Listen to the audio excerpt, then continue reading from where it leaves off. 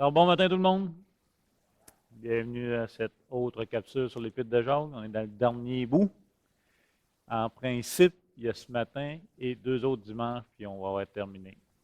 Alors, la semaine passée, on a vu les versets 7 à 11 du chapitre 5, où c'était l'endurance du croyant dans l'épreuve qu'on doit développer. On a vu ça assez précisément. Alors, on était rendu au verset 12. Avant toute chose, mes frères, ne jurez ni par le ciel, ni par la terre, ni par aucun autre serment, mais que votre oui soit oui et que votre non soit non, afin que vous ne tombiez pas sous le jugement. Donc, ici, Jacques donne un deuxième principe, comment le croyant doit vivre en attendant le retour de Jésus-Christ. On a vu le premier principe la semaine passée, qui est l'endurance dans l'épreuve, et principalement dans la persécution. C'est un principe que Jacques nous demande de développer.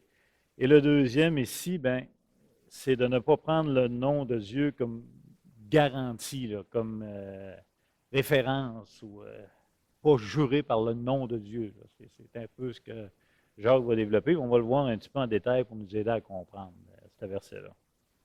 Il dit avant toute chose, Jacques, c'est important pour Jacques parce qu'il connaît bien la culture juive. Jacques, c'est un juif et il s'adresse à des juifs.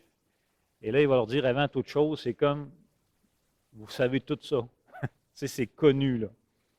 Donc, il connaît bien l'enseignement aussi de Jésus-Christ sur le sujet, Jacques. C'est important en premier de comprendre ici qu'on ne parle pas des jurons, là. Il n'est pas en train de dire, en bon québécois, sacrez pas. C'est pas ça que Jacques souligne pendant tout, là.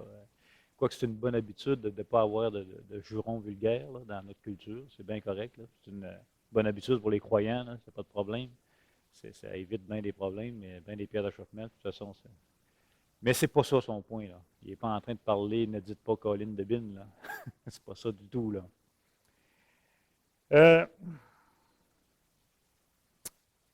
On ne doit pas jurer par le nom de Dieu qui est au ciel, ni par les choses sur la terre. Jacques va développer ça. Il n'est pas en train de dire non plus que nous n'avons pas le droit de prendre une assermentation à la cour. Jacques ne dit pas ça non plus. Là. Son point est le suivant, c'est que l'emphase est mise sur un croyant quand il parle. Il ne devrait pas avoir à donner des garanties dans la vie de tous les jours. Un croyant devrait être connu pour sa parole, sans mensonge ou digne de confiance. En d'autres mots, tu n'as pas besoin de. Tu n'es pas supposé de tout le temps donner une garantie pour dire que tu vas faire ça, ou que c'est vrai, ou que ton oui soit oui, que ton non soit non. Tout le monde devrait savoir que quand tu dis oui, c'est oui, quand tu dis non, c'est non. C'est basique, là, mais. On va tourner d'un verset avant de voir pourquoi Jacques donne cet avertissement-là. C'est parce que les pharisiens avaient trouvé une solution. Mais avant, on va aller voir le verset, Matthieu 26, 63.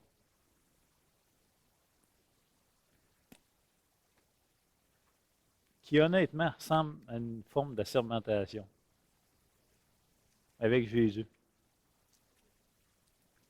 Donc, j'ai dit 63. Hein.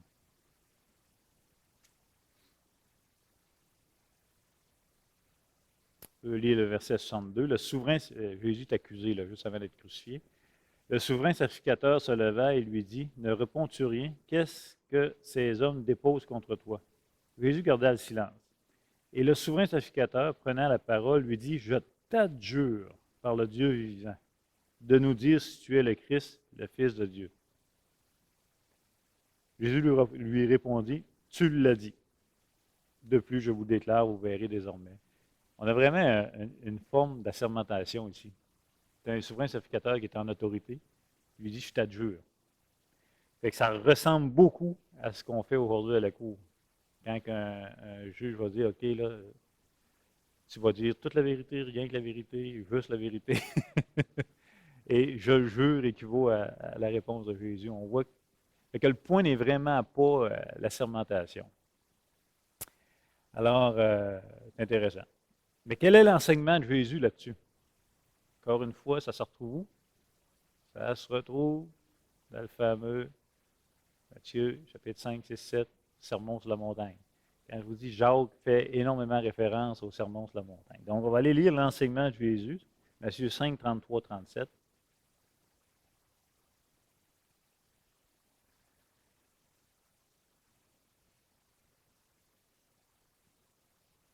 Matthieu 5, 33, 37. Alors, il dit, vous avez encore appris qu'il a été dit aux anciens, tu ne te parjureras point, mais tu t'acquitteras envers le Seigneur de ce que tu as déclaré par serment. Mais moi, je vous dis de ne pas jurer aucunement, ni par le ciel, parce que c'est le trône de Dieu, ni par la terre, parce que c'est son marchepied, ni par Jérusalem, parce que c'est la ville du grand roi. Ne jure pas non plus par ta tête, car tu ne peux rendre blanc ou noir un seul cheveu.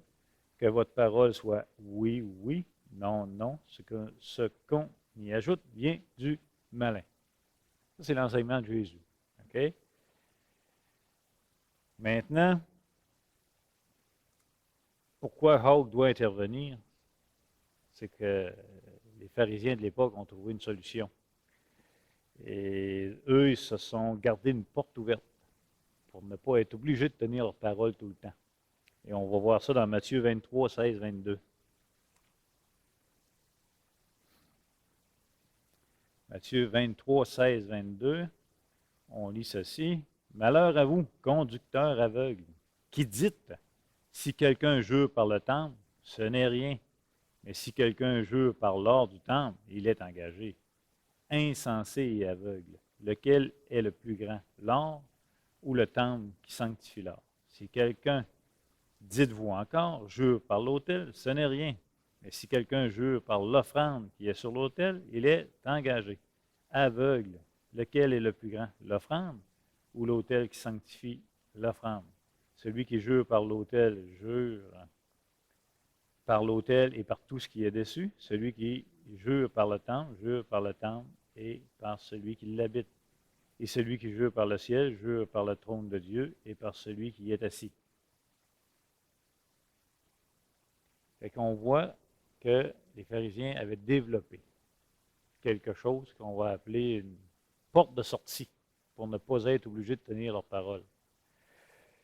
Donc, voici comment ils contournaient le système. Il dit, si vous faites un serment au nom de Dieu, vous êtes obligé de respecter votre parole.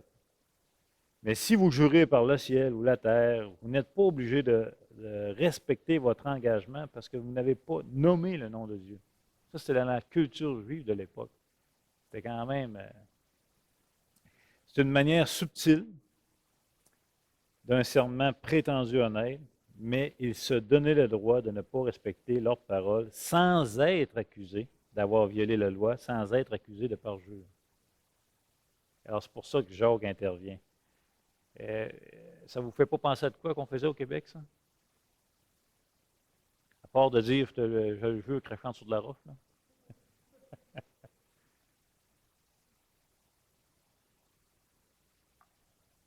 Personne de vous qui a déjà pris une gageure puis il a dit qu'il faut bouger de la respecter. Les doigts croisés. Je te le jure. Parce qu'on avait le droit qu'on dit, on se dit on n'est pas obligé de le respecter, j'ai croisé les doigts. C'est niaiseux, là. Banal. Mais ici, dans le système, on avait mis un système beaucoup plus sérieux qui donnait l'opportunité et justifiait les pharisiens de l'époque à ne pas respecter leurs paroles si c'était sur un tel sujet, un tel sujet. Il n'y a rien de nouveau sous le soleil, hein? Donc, la culture juive influence l'Église. C'est la première Église ici et c'est principalement des Juifs. Donc, cette culture-là, elle fait partie de l'Église. Ils l'ont amené. Ils ne l'ont pas amené. C'est leur culture, puis ils sont dans l'Église. Donc, à cause de cette influence-là, Jacques rappelle que les croyants ne doivent pas être comme ces gens. Donc, on doit honorer notre parole. C'est vraiment de quoi de pas très, très compliqué. Aujourd'hui, croyant ou non-croyant, quand tu fais affaire avec quelqu'un que tu peux te fier à sa parole, mon doux, c'est plaisant. Tu sais, c'est convivial, c'est simple, c'est facile. Alors, il ne faut pas se donner des raisons pour ne pas la respecter. Il faut réfléchir quand on prend des engagements ou des promesses, puis le faire de notre mieux. Il y a déjà assez que les événements de la vie peuvent faire qu'on n'est pas capable de respecter notre parole sans se donner des droits pour ne pas la respecter. Et ça nous amène au verset 13 à 20 qu'on va faire une lecture. Jacques 5, 13 à 20.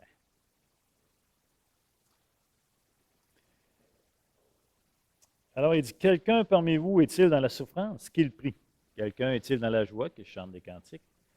Quelqu'un parmi vous est-il malade? Qu'il appelle les anciens de l'Église et que les anciens prient pour lui en loignant d'huile au nom du Seigneur. La prière de la foi sauvera le malade et le Seigneur le relèvera. Et s'il a commis des péchés, il lui sera pardonné. Confessez donc vos péchés les uns aux autres et priez les uns pour les autres afin que vous soyez guéris. La prière agissante du juste a une grande efficacité. Élie était un homme de la même nature que nous. Il pria avec instance pour qu'il ne pleuve point, et il ne tomba point de pluie sur la terre pendant 3 ans et 6 mois. Puis il pria de nouveau, et le ciel donna de la pluie, et la terre produisit son fruit. Mes frères, si quelqu'un parmi vous s'est égaré loin de la vérité et qu'un autre l'y ramène, qu'il sache que celui qui ramènera un pécheur de la voie où il s'était égaré sauvera une âme de la mort et couvrira une multitude de péchés. Bon, là, on va s'apprêter à voir une section des plus controversées en passant. Aujourd'hui encore, ce passage-là sert à appuyer des positions différentes. Des fois, c'est tellement opposé les commentaires que tu dis qu'ils ne peuvent même pas se rejoindre. Il y en a un des deux qui est dans l'erreur, mais anyway. Bon, tout le problème réside au verset 14-15, entre autres. Quelqu'un parmi vous est-il malade? Qu'il appelle les anciens de l'Église, les anciens vont prier pour lui en le voyant à Dieu, le nom du Seigneur, et le Seigneur va le relever. Donc, c'est quoi le malade? C'est quoi la maladie? De quoi on parle? Le verset 15 semble garantir. Tu n'as pas beaucoup d'options au verset 15.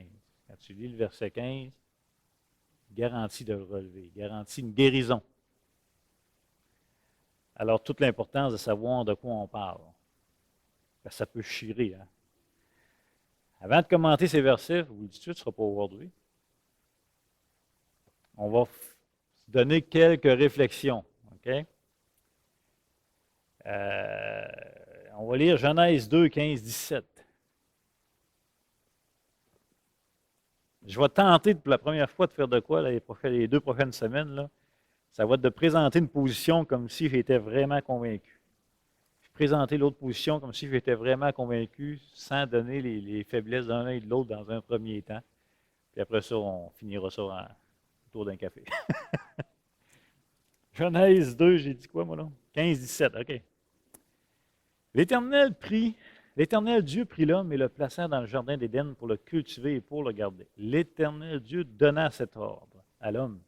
Tu pourras manger de tous les arbres du jardin, mais tu ne mangeras pas de l'arbre de la connaissance du bien ou du mal, car le jour où tu en mangeras, tu mourras certainement. Romains 5, 12. Je sais que c'est des textes que vous connaissez probablement, mais on va s'en remettre on va se donner une chance. Romains 5, 12 qui vient aussi mettre un lien avec Genèse, Romains 5, 12. C'est pourquoi, comme par un seul homme, le péché est entré dans le monde, et par le péché, la mort, et qu'ainsi la mort s'est étendue sur tous les hommes parce que tous ont péché. Donc ici, dans Genèse, on parle de mort. Je sais qu'il y a la mort spirituelle, mais c'est la mort physique aussi, et la mort éternelle pour les non-croyants. Et dans Romains, il nous rappelle que tous ont péché, et tous vont mourir physiquement à cause du péché. Donc, pourquoi ces versets-là? C'est qu'on peut voir que la lumière de ces versets-là, que vous connaissez toutes bien, là, à la lumière de la chute, les conséquences de la chute sur l'être humain, la majorité des maladies physiques sont des conséquences naturelles de la chute. La majorité de nous ici, on va mourir à cause de maladies physiques, à cause de la chute de l'homme. Il y en a un corps déchu dans un monde déchu. Certains vont mourir par accident, donc ne passeront pas par la maladie. Là. Ça, c'est le principe général. Okay? Mais est-ce que c'est la seule raison d'avoir une maladie physique? Il semblerait que non. Je vous amènerai dans Job. Notre ami Job, qui n'est pas tout le temps facile. Job, on va lire les versets 1 à 8 de l'épître du livre de Job. Or, les fils de Dieu vinrent un jour se présenter devant l'Éternel, et Satan vint aussi au milieu d'eux se présenter devant l'Éternel. L'Éternel dit à Satan, « D'où viens-tu? » Et Satan répondit à l'Éternel, « De parcourir la terre et de m'y promener. » L'Éternel dit à Satan, « As-tu remarqué mon serviteur Job? Il n'y a personne comme lui sur la terre. C'est un homme intègre et droit, craignant Dieu et se détournant du mal. Il demeure ferme dans son intégrité et tu m'excites à le perdre sans motif. » Et Satan répondit à l'Éternel, « Peau pour peau. Tout ce que possède un homme, il le donne pour sa vie. Mais étends ta main, touche à ses os et à sa chair, et je suis sûr qu'il te maudit en face. » L'Éternel dit à Satan, « Voici, je te le livre, seulement épargne sa vie. » Et Satan se retira de devant la face de l'Éternel, puis il frappa Job d'un ulcère malin, depuis la plante du pied jusqu'au sommet de la tête. Et Job prit un tesson, pour se gratter et s'assit sur la cendre. Il ne semble pas ici que Job soit malade à cause spécifiquement de la chute. Comment l'expliquer? Ici, la maladie peut aussi arriver par un plan souverain de Dieu pour démontrer quelque chose. Dans le cas ici, Dieu a dit, il ne maudira pas. Job, c'est un livre difficile. Mais c'est une deuxième. On peut constater que la maladie n'est pas toujours des conséquences directes de la chute, mais sont parfois indirectes. Ici, on pourrait dire que c'est indirect. Satan qui a chuté, si on serait dans un monde parfait, il n'y aurait pas ce genre, on peut appeler ça un deal entre Dieu et Satan, là, mais ce n'est pas tout à fait un deal, là, mais il n'y aurait pas ce genre d'épreuve. Donc ça, c'est une autre occasion où on peut voir la maladie chez l'être humain, mais personnellement, je ne l'ai jamais vu, ou en tout cas jamais prouvé. Là. Le livre de Job a son but et ces choses. Est-ce qu'il y en a d'autres? Oui, il y en a d'autres. Luc 13, 10, 17.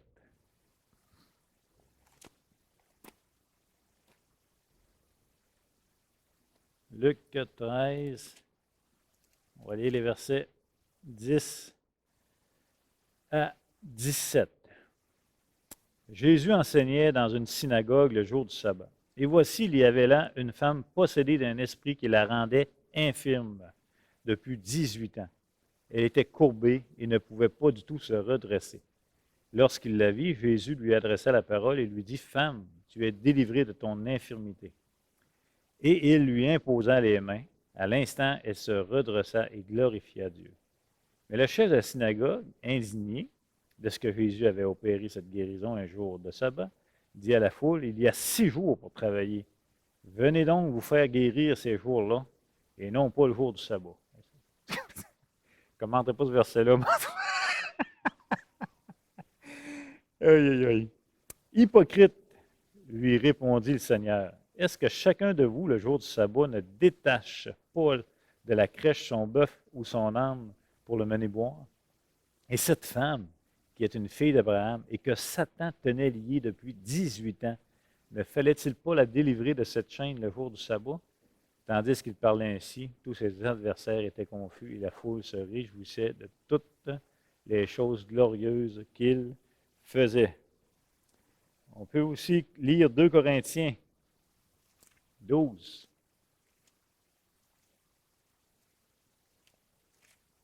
Il y a plusieurs passants. On en cible quelques-uns, là, mais il y en a beaucoup. Là. 2 Corinthiens, chapitre 12, et versets 5 à 10.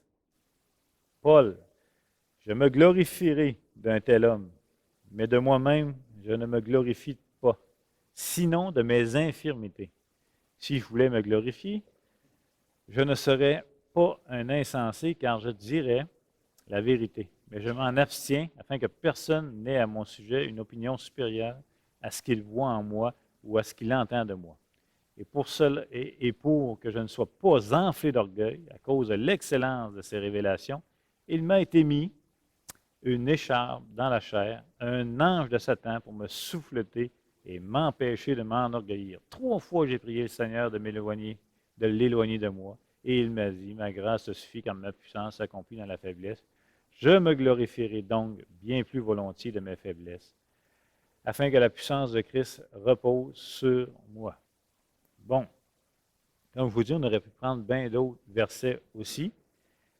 Qu'est-ce qu'on peut en conclure à la lumière de ces versets-là? C'est que certaines maladies physiques sont liées à une activité démoniaque. Ça fait partie de la réalité aussi. Ce n'est pas le principe général. Le principe général demeure toujours que toute maladie physique ait des conséquences naturelles d'après la chute. Okay? On va tous mourir, principalement de maladie. Mais il y a d'autres principes, puis il faut les voir. Okay? Donc, grosso modo, ici, on a les 3 causes des maladies physiques que l'homme subit. Mais il en reste une, qui est aussi intéressante. Oui.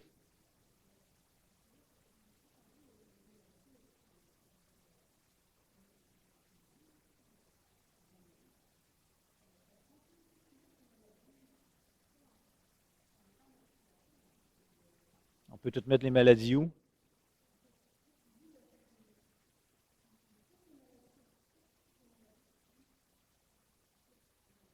Non, c'est pas ça que je dis. Je répète, c'est important si tu n'as pas bien compris. Ce que je dis, c'est que le principe général des Écritures, c'est que les maladies sont des conséquences de la chute. OK? Ça, c'est le principe général. Un enfant vient au monde malade, un enfant meurt, vous mourrez. La maladie, c'est des conséquences normales de la chute de l'homme. OK? Ça, c'est le principe général majoritaire. Et là, une maladie causée par une activité satanique, ce n'est pas le principe général. Mais ça existe. On le voit dans les Écritures. Okay? C'est ça que j'apporte. Non, non, non, non, non. Non, non, non. Tout comme le cas de Job, qui est vraiment pas général. Et il nous reste un cas à aller voir. Peut-être que vous l'avez deviné, c'est quel cas qui reste? 1 Corinthiens quoi? Ouais, on va aller dans c'est 11. On va aller dans 1 Corinthiens 5, 1 à 6. Quoi? OK. Aïe, aïe, aïe. 1 Corinthiens chapitre 5, les versets 1 à 6. On entend dire généralement qu'il y a parmi vous de la débauche. Une débauche telle que ne se rencontre même pas chez les païens. C'est au point que l'un de vous a la femme de son père. Et vous êtes enflé d'orgueil, et vous n'avez pas été plutôt dans l'affliction, afin que celui qui a commis cet acte soit ôté du milieu de vous. Pour moi, absent de corps, mais présent d'esprit, j'ai déjà jugé, comme si j'étais présent, celui qui a commis un tel acte. Au nom du Seigneur Jésus, vous et mon esprit étant assemblés avec la puissance de notre Seigneur Jésus, qu'un tel homme soit livré à Satan pour la destruction de la chair, afin que l'esprit soit sauvé au jour du Seigneur Jésus. On va lire 1 Corinthiens 11, 29, 30.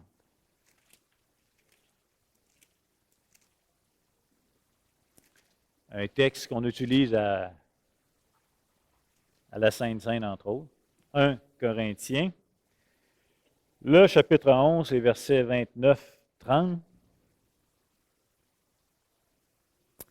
Idéalement, ce serait de prendre à partir du verset 23. On va lire à partir du verset 28, mais vous connaissez le texte, vous pourrez le relire. Il dit que chacun donc s'éprouve soi-même et qu'ainsi il mange du pain et boive de la coupe. Car celui qui mange et boit sans discerner le corps du Seigneur, mange et boit un jugement contre lui-même. C'est pour cela qu'il y a parmi vous beaucoup d'infirmes et de malades, et qu'un grand nombre sont Mort. Quatrième cause. Qu'est-ce qui distingue cette cause des trois autres?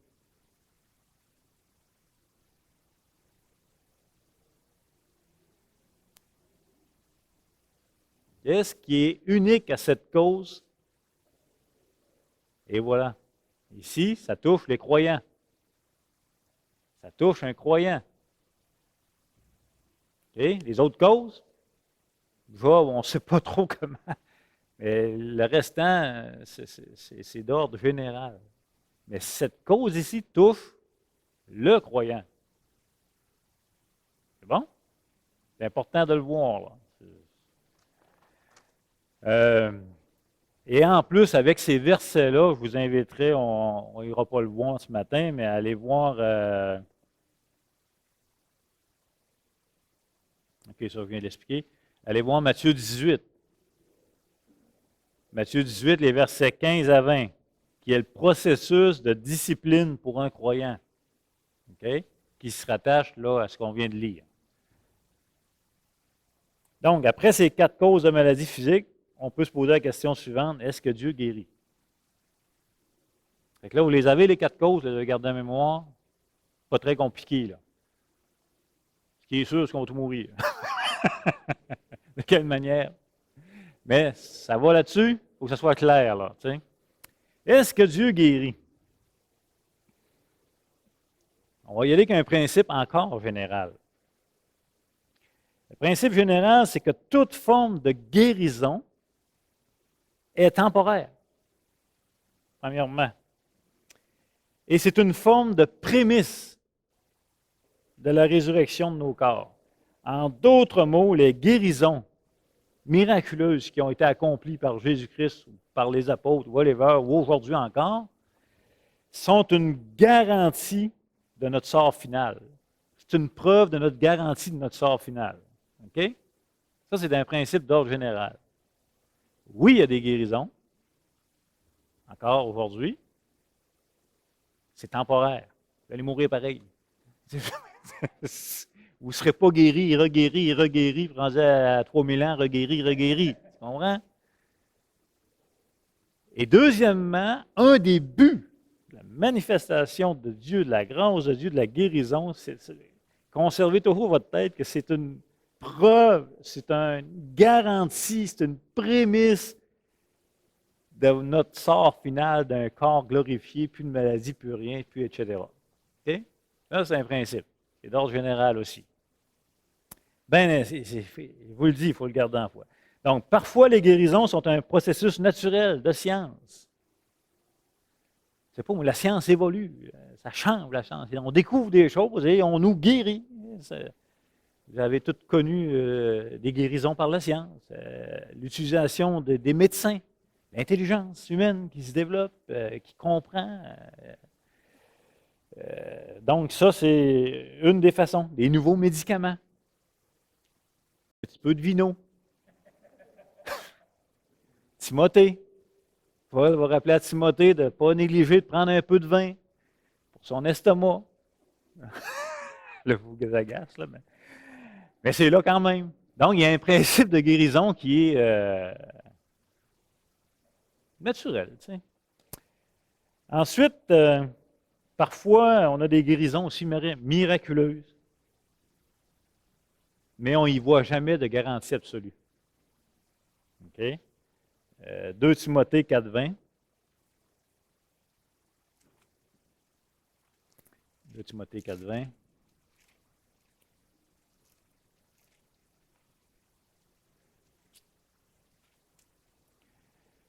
Je suis un peu inquiète, je ne me souviens pas d'avoir mis ce verset-là.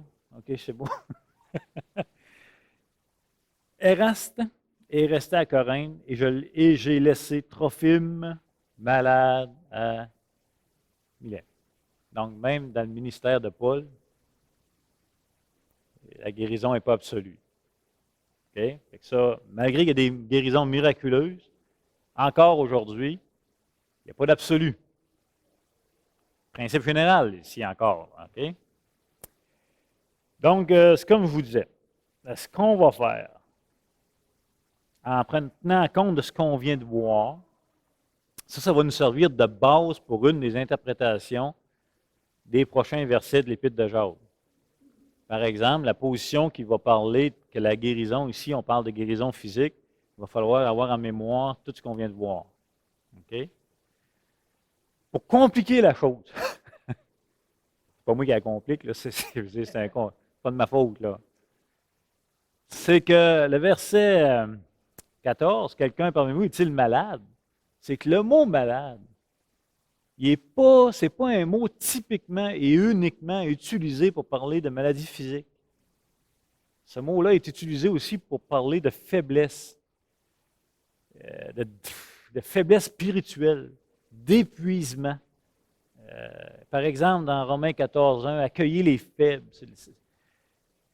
Et d'autres fois, il est utilisé pour maladie physique. Il n'y aura pas de facile. Fait que ce qu'on va faire, la semaine prochaine, je vais prendre les versets 13 à 20 du chapitre 5 et je vais les apporter sur une position. Seulement une position. Comme si j'y croyais dur comme fer, mettons. Avec tous ces gros arguments puis tout ça. Puis l'autre semaine, je vais amener les mêmes versets sur l'autre position. Et après ça, vous ferez ce que vous voudrez. Mais vous allez voir, c'est intéressant. C'est intéressant. C'est vraiment intéressant. C'est bon? Allez, bonne semaine tout le monde. Puis là, je pense que je vais vous les donner. Alors, les lectures pour la semaine prochaine, pour les 2 semaines à venir, sont toutes dans le même livre. C'est dans 1 Roi. Alors, je vous les donne en rafale. C'est tout 1 Roi, OK? 16, 28 à 33, chapitre 16, 28, 33, chapitre 17, 1, 24, chapitre 17, 1, 24, chapitre 18, 20, 45, chapitre 18, 20, 45, et chapitre 19, 3, 4. Chapitre 19, 3, 4. On va en avoir besoin pour notre compréhension pour terminer le chapitre 5.